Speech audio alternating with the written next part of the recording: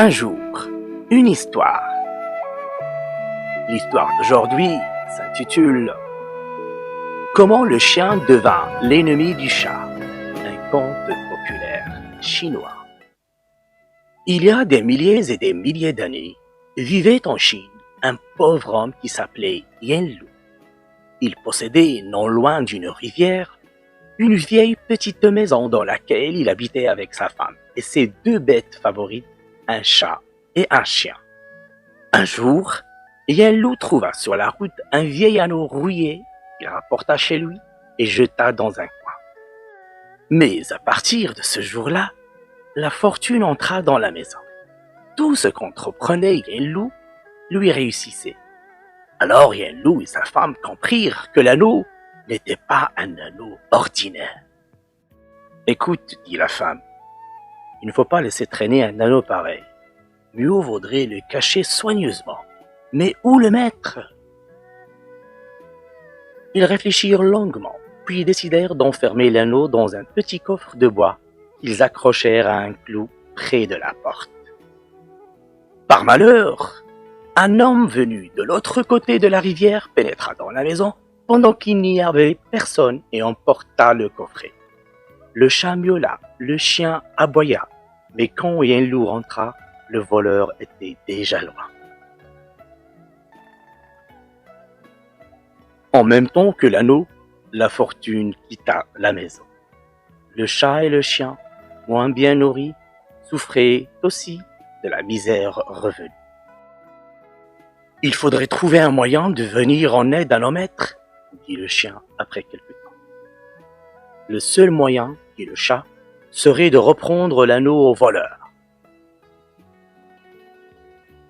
Et ils résolurent de tenter l'aventure. Mais à peine avaient-ils quitté la ville qu'ils se trouvèrent devant la rivière.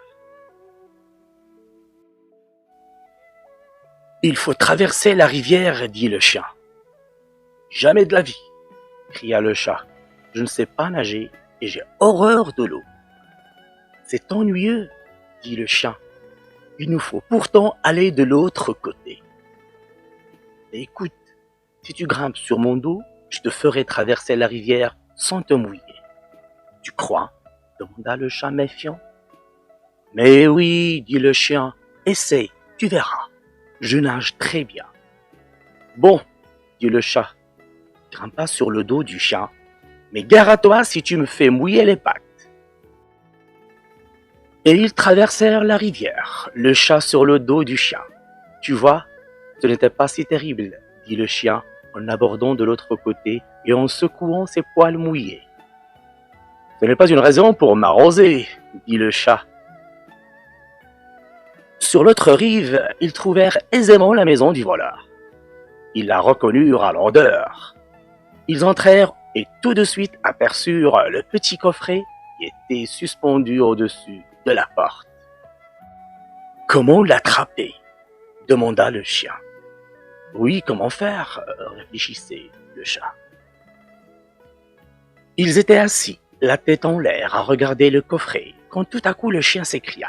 « Je sais, moi, ce qu'il faut faire. »« Ah, tu as une idée ?» demanda le chat. « Oui, dit le chien. Tu vas attraper une souris et nous l'obligerons à faire un trou dans le coffret. »« C'est une bonne idée, dit le chat. Il attrapa donc une souris et la petite bête, à demi morte de frayeur, se mit au travail, surveillée par les deux amis. Elle grignotait, grignotait, grignotait. « Dépêche-toi !»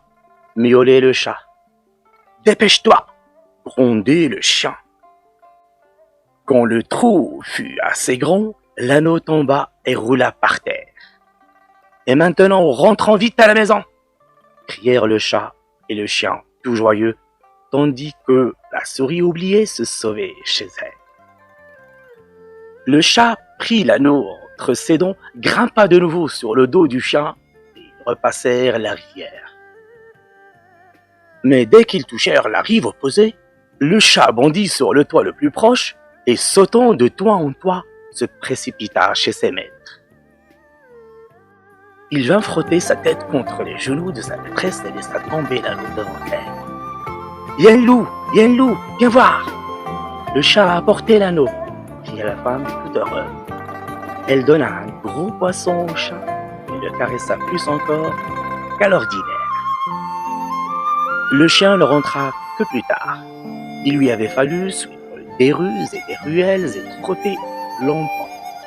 Il était fatigué, avait la langue pendante, et quand il vit que la loup était dans la maison, il vint tout content et frétillant de la queue se frotter contre ses maîtres.